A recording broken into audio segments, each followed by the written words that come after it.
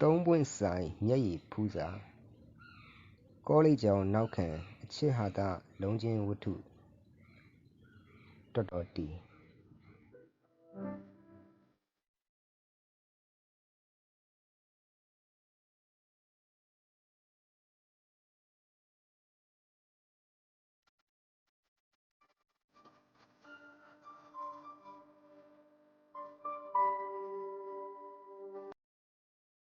ယောက်ျားတိုင်းဟာမိန်းမတစ်ယောက်ရဲ့အချစ်ဟူဖြစ်ချင်ကြတယ်။မိန်းမတွေကတော့ပိုပြီးသိမ်မွေ့တဲ့ပကတိဉာဏ်ရှိရဲ့သူတို့ကတော့ယောက်ျားတစ်ယောက်ရဲ့နောက်ဆုံးဆွဲလန်းမှုဖြစ်ချင်ကြတယ်။အမည်မသိ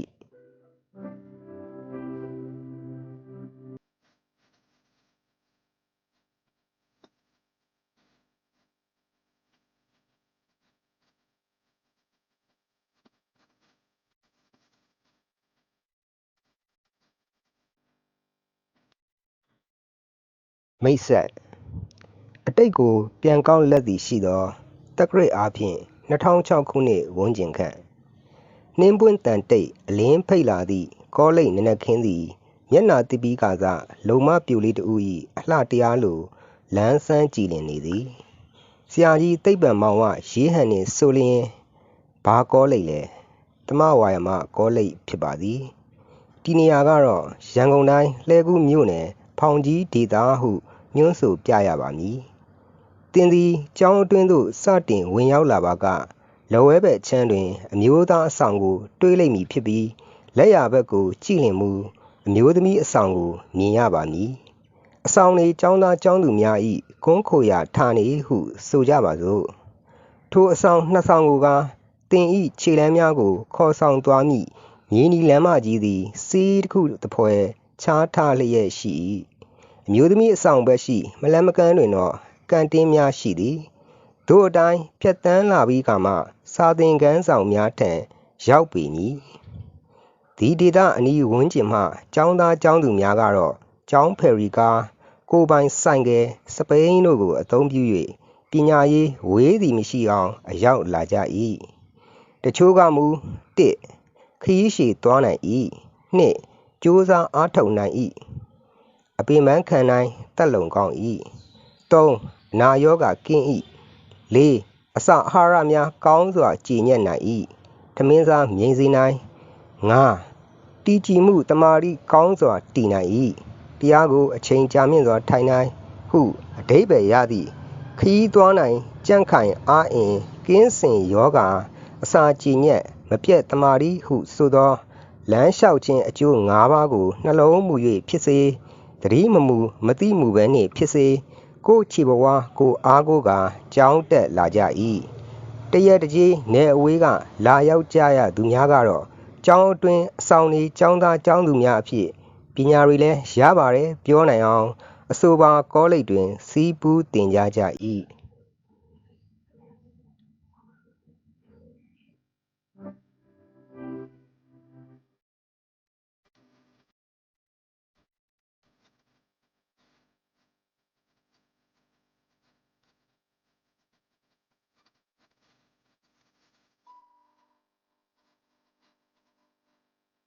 ရွေးပြီးချစ်ခဲ့တာမဟုတ်ပါဘူး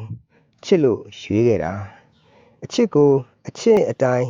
ဘာနဲ့မှမကန့်သက်ပဲတီးတန့်ဖြစ်တည်မှုအနေနဲ့တန်ဖိုးထားမိရဲ့ကန်ဆိုးသွားစီမာလာကွယ်အချစ်စိတ်ဝင်လာမိတဲ့နောက်ချစ်ရင်အားလုံးရတယ်ဆိုတာမျိုးချွဲလို့လည်းရချဲလို့လည်းရချစ်တဲ့အခါဘာလို့တင့်တယ်ဘာလို့ချစ်တယ်အကြောင်းပြချက်ပေးရအောင်ဘာမှတွက်ချက်ခဲ့ခြင်းမှမရှိတာအေးတူပူမျှပတ်သက်ပေးမယ်ထင်တဲ့ယုံကြည်မှုတစ်ခုတည်းနဲ့ပါအချစ်ကအင်အားကောင်းမှလောကရန်ကတိုက်ခိုက်တဲ့အခါရှင်သန်မှုကိုမထီးခိုက်စေမှာလေတစ္ဆာအတွက်မပူပါနဲ့မင်းဟာကို့ကဘာတစ်ခုပါပဲအလှနဲ့တာရုဆိုလဲပေးတူယူအမျှရှိကျင်တယ်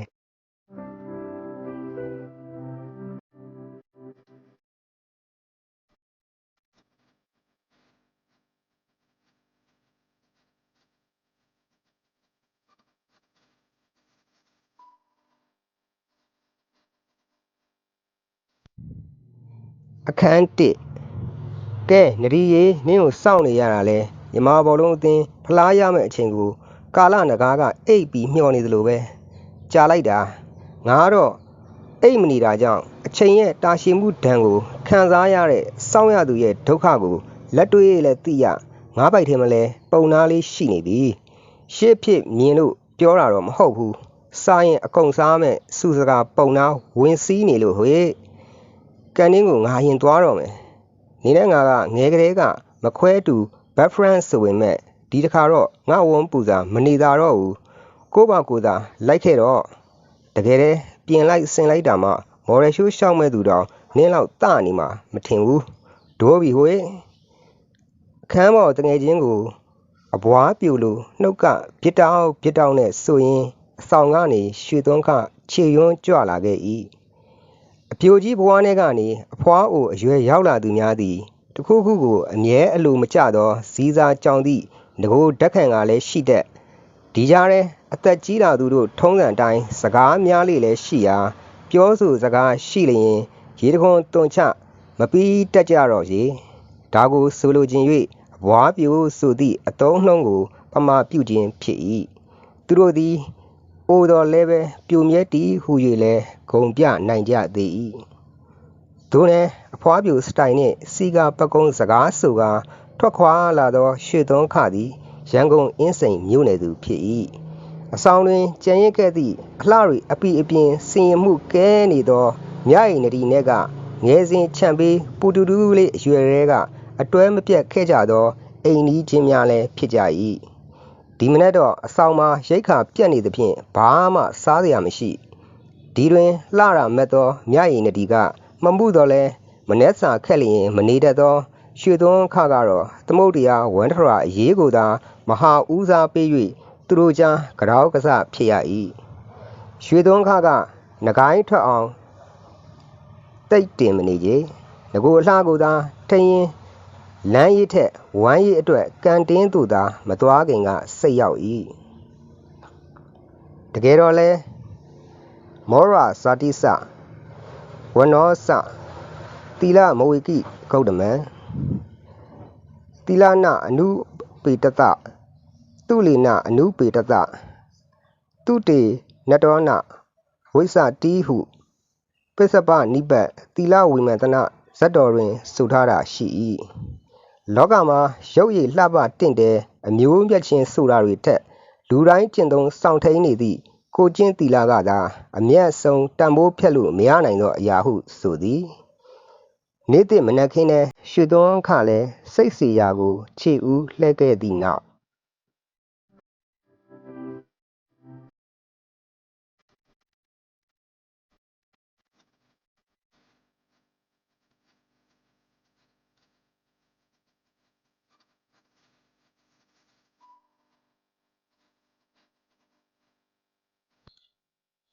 လေပြေတစ်ချက်ကအငိုက်ခိုးယူတည်ဆောင်လာသောကန်တင်းနန်းစီမှစားဝယ်နှန်းတို့က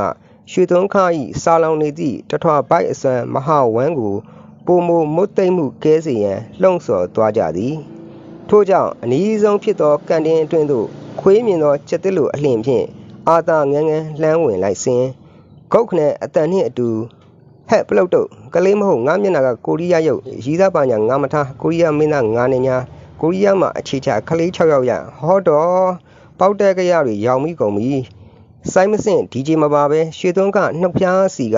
ကြာရှည်မတိတ်သောအာမိတ်အတန်တွေကရောင်ရမ်းစီတန်းထွက်ပေါ်လာလေသည်ဂဲလုံးတစ်လုံးကိုနင်းမိလိုက်ရမှမတော်တဆချော်ထွက်သွားပြီးညာဘက်ထောက်ဖက်အောက်ချီမှခွာတစ်ဖက်ခမများပြုတ်ထွက်သွားခြင်းဖြစ်၏တတိမဆောင်လျင်တောင်းပင်မမြင်မှတ်လားရုတ်တရက်မို့ရှက်စိတ်ငထိတ်ကပ်သွားမိပြီးဘေးဘီကိုအကဲခတ်ဝေးကြည့်မိလိုက်ပြန်၏တကွက်ကွက်အတန်မီအောင်ဝစ်စင်လာသည့်ထောက်ဖက်လေးသည်လည်းအတန်တိတ်သွားရရှာလေပြီသူအရှိအပြင်ဝိုင်းတစ်ခုတွင်ကျောင်းသား3ယောက်ထိုင်နေသည်ကိုတွေ့လိုက်ရသည်ရန်စာတုတ်ပြီးလိုမြမကရုံးနှင့်လူကအတန်ကိုတစ်ချက်မြင့်လိုက်ခါအလိုဘသူလေးလဲသူဒီနေ့ကံမကောင်းပါလား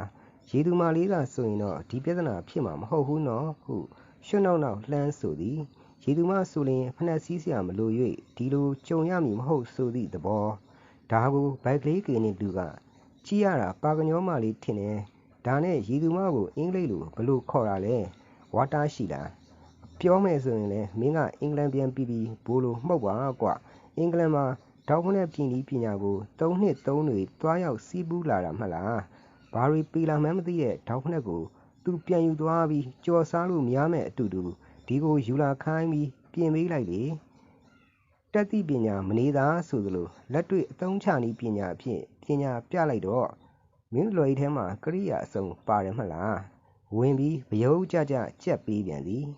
စောရမောင်ကင်းနဲ့လူကလည်းမမိုင်းလို့ခေါ်တာပါကွပါကညောမလေးဆိုတာကင်မလေးနဲ့တူလို့ပြောတာမလားတူရင်နမ်းမှုလို့ပဲပြောမှာပေါ့ကွအခုကပေါကညာမလေးလို့စတာသူ့ကိုယ်သူမြန်မာရုပ်ခန့်ကြီးကိုမှမထောက်ကိုရီးယားရုပ်လို့နှုတ်ကပြောင်းလှုပ်လို့လေပေါ်တော်နဲ့သူတို့မြေကွင်းရှိပါရွှေသုံးကားကိုရီရှုံးပက်ရှင်းလို့သဘောထားကပြောင်ချောချောအပြုတ်မှုတွေနဲ့ပါဇက်စည်းကမ်းမဲ့ပြောနေကြသည်ရွှေသုံးကားခမရလဲကိုလူသူရှေ့မှာတောက်ဖြုတ်မိသွားသလိုပင်အေးလေတကယ်လဲတောက်ပြုတ်သွားမြင်ကိုရွှေသုံးကားမျက်နှာမှာခရမ်းချင်းသည်စော့လို့နေရသည်ထိုစဉ်ရွှေသုံးကားအနားသို့တစုံတဦးကချင်းကပ်လာ၏ရရင်တည်းစစ်ကူလာခြင်းကမဟုတ်ရုပ်ရည်တန်တန်ပြက်ပြက်နှင့်ခန့်ခန့်လေးပြုံးလာသောကြောင်သားတူဒီလိုတကောကွက်မြည်တဲ့ဖနက်မျိုးငါးစီမှာအခုပါတယ်ယူမလားထိုသူကတောင်းမနက်ကိုလက်ညှိုးညွန်ကပြောလိုက်သည်ရွှေသုံးကားရှင်နဲ့လှိုက်ခနဲ့ဝမ်းသာသွား၏ဖနက်အစ်စ်များရကျင်တော့လဲမပြောသည့်အခွန်ကိုမြောက်နှွာတာထက်ပင်လွယ်ကူနေပါလားဟိုသုံးယောက်နှင့်ရှင်လျင်သူ့စေတနာကပြင်သစ်ရီမွေးနှင့်ကြက်ချီးနှင့်စကြဝဠာနှင့်အန်နဖားလိုကွာခြားလာသည်ဟုလည်းအမှတ်ပေးမိလိုက်ပြန်၏ဧကန္နသူတော်ကောင်းမလေးမို့ဒေဝါတကြားနှင့်ကိုးနဝင်းဘိုးတော်တို့ကရှယ်ယာဆက်မားစာလိုက်တာများလားဟုပင်ခက်ရှင်လေးမိမိကိုယ်ဩဘာပေးမိလိုက်သေး၏ထို့ကြောင့်မျက်နှာထားကိုခြူလိုက်၏ရှင်ကစိတ်မှာတသလိုရတဲ့အိဆာသရတကိုးရှင်များလားရှင်ရင်းနှီးမှုရအောင်ပင်ခတ်တိုးတို့ရည်တံလေးနှင့်ပြောမိလိုက်၏နောက်ယောက်ျားသားတန်မဲ့ဒေါက်ဖနက်ကဒီလူစီမှာဘလို့ရှိနိုင်မှလဲဟုလည်းသင်္ကာရဏမကင်းဖြစ်မိသေးသည်သို့သောအရေးပေါ်လိုအပ်နေသည့်ကြောင့်လည်းမရရှိမှစိုးကြောက်သလိုဟန်နှင့်တန်ချိုဖြော့ကာဗမာလဲဟင်လိုချင်တယ်မေးလိုက်၏ဒါဆိုရင်ရော့သူကခါးနောက်တွင်ထိုးထားသည့်အိတ်ကိုဖြီးကာရွှေသုံးခခြေတော်ရင်းသို့ချပေးလိုက်၏သူနှင်းအပ်လိုက်သည့်အရာကဟင်းခုံမနှက်ကြီးရွှေသုံးခရှာလေးတစ်လစ်ထုတ်မိသွား၏ရှက်ကိုရှက်ကန်ထပ်ဖြစ်မိသွားသည့်သဘောပြည်တွင်းဖြစ်တသားခုံမနှက်ကိုကြည့်လျက်အပျော်စိတ်ဝင်ခဲ့မိတာလေးတောင်နက်ပြောက်တရေပြောက်ပြန်ပြောက်သွားမိ၏ဒါကိုတစုံမပြတ်ပုံအပ်တာတော့ခုံဖနှက်မှုမစုံမတ်ဘူးလားခုချိန်မှာဒေါင်းဖနှက်ထက်သာတယ်ဆိုတာယုံမှတ်လိုက်နော်ဒါစီးပြီးကြဘာခီးမှသွားလို့မရတာအိမ်နေရင်းဆိုတော်သေးဒီမှာအပြောင်ခံနေရတဲ့ကြားတယ်ထပ်ပြီးတော့သက်သက်မဲ့အရှက်လာဖဲ့တာလားစနိုးစနောင်းဖြစ်ကမကြားတကြားပြောမိလိုက်သည်ဟို၃ယောက်ကလည်းစူးစမ်းကလှောင်ပြုံးတွေနဲ့အမြင်မဆက်အောင်ကလိနေကြသေး၏မဟုတ်ပါဘူးဟတကုတ်မြည်တဲ့ဖနှက်မျိုးယူမလားပဲနင့်ကိုမေးခဲ့တာလေလိုချင်တယ်ဆိုလို့လည်းပေးရသေးတယ်ဒေါက်ဖနှက်စီးဖို့ပေးမယ်လို့မှတက်အပ်မပြောခဲ့တာဒေါက်ဖနှက်လိုခုံမနှက်ကလည်းစီးလိုက်ရင်တကွက်အကွက်မြည်တာပဲကိုဒီတော့ရွှေသုံးခလည်းမျက်လုံးတောက်ကကြည့်လျက်အိုးဒါနင်ကကိုမလှိမ့်တပတ်ပြောတာပဲငါတိတ်ခါမကြဖို့နင်ကူညီမှုမှာမူတည်သလိုနဲ့ကြောက်တွန်းနောက်လွန်းတာပဲကြည်နေလို့ရမလားအတန်လေးတုံကမြဝန်းတွင်ပလဲရည်ကြီးလေးတွေပင်ဝိတီသွန်းခလာသည်မကြည်နဲ့လဲမပြုတ်သေးတဲ့ဒေါက်ဖက်တစ်ဖက်နဲ့အခုခုံဖက်တစ်ဖက်ကိုတွဲစီးလိုက်နင်တော်စွန်ဦးတင်ထွင်သူဖြစ်သွားအောင်မယ်ခုံမာတစ်ဖက်ဒေါက်မာဖက်နဲ့တီတက်ခိုင်မြဲရှည်ကြစေသောဆိုပြီးဖက်ရှင်အသစ်နဲ့လမ်းသွားမယ်ပြောလေကဲလေမန်းလေပြဲလေပါလားငဖယ်ကပြောင်းမြန်တခိုးကလူဟစ်ငလူးကရေးစမ်းငပြူးကပြန်ပြဲဒငင်းသီးကဤစော်နဲ့မြင်းကမလို့ခုံကလို့အိုးကမပူစလောင်းကပူကောင်းချင်းကမစီစံချမ်းကစီသေတဲ့လူကငားလောက်မနာဆိုတာလို့သူကပဲပြောရတယ်ရှိသေးငိုရှိုင်းမိရမှတဲဖွဲ့လာသည့်တောကမြုံသည်မိတော်တလုံးဤရင်းမဲ့ချိန်လိုပ ပေါက်ကွဲထွက်သွားသည်လူတို့သည်အစာလွန်နေသောချိန်တွင်စိတ်ထိန်ချုပ်ရခတ်တဲ့၏ယခုကဘိုက်ကလည်းစာတောက်ကလည်းပြုတ်နေကြောင်းအတိကလွတ်ချီသည်အလင်းလိုလျင်အနှွေးတေးတတ်သည်မှာမှန်လေးရှိပါတကားတို့တပီအနှေးလိုလျင်တော့အလင်းမတွေ့တတ်ပြန်ကြီးအာမဆိုင်တာတွေနဲ့ဆွဆွဲလာပါလားဒီခုံမနဲ့တောင်ကလွယ်ရတာမဟုတ်ဘူးနင်းအခက်ခဲဖြစ်နေတာကိုကန်တင်းထဲကလှမ်းမြင်လိုက်လို့ဆိုင်ရှင်အမကြီးစီကိုသွားသူ့အကျန်းသုံးနေတာမြင်မှုထားလို့ပြန်ဝဲပြီးလာပို့ပေးတာလက်တလုံးအဆင်ပြေအောင်စီးဖို့လေမရဘူးဒါနေငါ့ကိုကြောင်ပိတ်မိနေတော့ထက်ရိုက်ဖို့ဂွင်းစင်လာတာပဲဖြစ်မယ်မြေခွေးဝင်စားဟာလားမသိဘူးထိုစဉ်ဘာဖြစ်နေကြတာလဲဟာစကံမီနှင့်အတူရောက်လာသောအတန်ပိုင်ရှင်ကဂိုက်ပေးအလန်းစားနှင့်မြရည်နေသည်ဩဒါရှက်ပြစရာပြဿနာမှမဟုတ်တာဖြစ်လိဖြစ်တာရှိတဲ့ရိုးသားသားဖနှက်ကိစ္စပဲဟာစိတ်လျှော့ပါဟာအဆောင်မှာဖနှက်အပူရှိသေးတာပဲကဲလာပူမနေနဲ့အဆောင်တစ်ခေါက်ပြန်မယ်အခြေအနေကိုကြည့်ပြီးမြရည်နေသည်ကစိုးစမ်းဟုပင်မပြောဇူးဆက်ဆက်နဲ့ဆွဲခေါ်သည်တငယ်ချင်းဖြည့်သိမ်းလိုက်ဟုဆိုသည်တို့နှင့်ကျောင်းဧရိယာကိုသာသနာမီလူသဘောထားကခြေပလာနှင့်မြေလျှောက်ယုံရရွှေသွန်းခဖြစ်ရတော့၏ဗိုက်စာနေတာပင်ဘရောက်သွားမှန်းမသိတော့ကြံနေရခဲ့သောကျောင်းသားသည်တွေ့သောအငေးနှင့်လှမ်းကြည့်မိနေသည်မိန်းကလေးများသည်တစ်သူတို့မျက်နှာလေးတွေကိုချိုကလေးလှုပ်ထားတတ်ကြ၏ဒါကယောက်ျားလေးတွေကိုဆွဲဆောင်ယူသည့်သဘောတိတန်းဟုခေါ်၏နှစ်အတန်တိုးကလေးနဲ့ရေပြတတ်၏ဟာတလို့ခေါ်၏သုံးယောက်ျားတစ်ယောက်ရှိမှကြောက်ပြစိုးရင်ပြထိတ်လန့်ပြတတ်၏ဗျာဟုခေါ်၏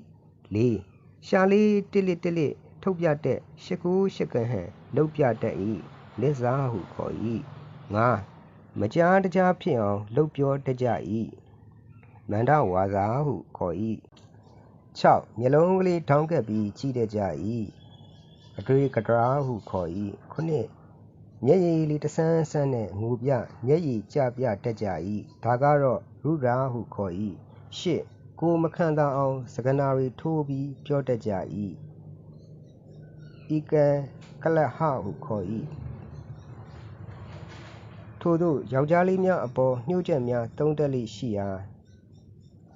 ယခုပြောဆိုသွားသမျှသည်မိမိအားမာယာစုံသုံးကပြုမှုသွားလေသလားဟုတွေးမိနေလေသည်မည်သို့ပင်ဆိုစေကမူအချစ်သည်ကမ္ဘာလောကကိုပင်ပြောင်းလဲသွားစေနိုင်သည်ဟုဂျက်ဆင်ဘရောင်းကဆိုမိန့်ခဲ့၏မိမိလုပ်ရပ်ပေါ်ဘလို့ပင်တုံ့ပြန်ပါစေချစ်ချင်းအစချစ်ချင်းဤအသီးဟုသူခံစားလိုက်ရချေသည်သူနားတွင်တော့ခုံဖနက်လေးတစ်စုံနှင့်ထောက်ဖနက်လေးတစ်စုံကဟောကတ်လျက်သာ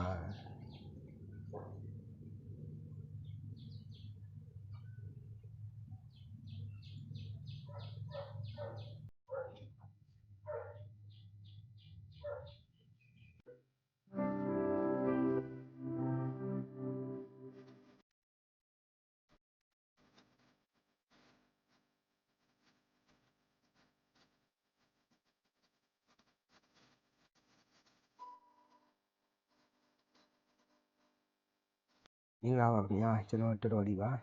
မိတ်ဆွေတို့အနေနဲ့ကျွန်တော်ရေးသားထားတဲ့ဖန်တီးမှုတွေကိုကြည့်မြင်နားဆင်ကြဖို့အတွက်တော်တီ audio channel လေးကို YouTube မှာ subscribe ပြုလုပ်ပေးထားကြဖို့မေတ္တာရက်ခံအပ်ပါတယ်ခင်ဗျာကျေးဇူးတင်ပါတယ်ခင်ဗျာ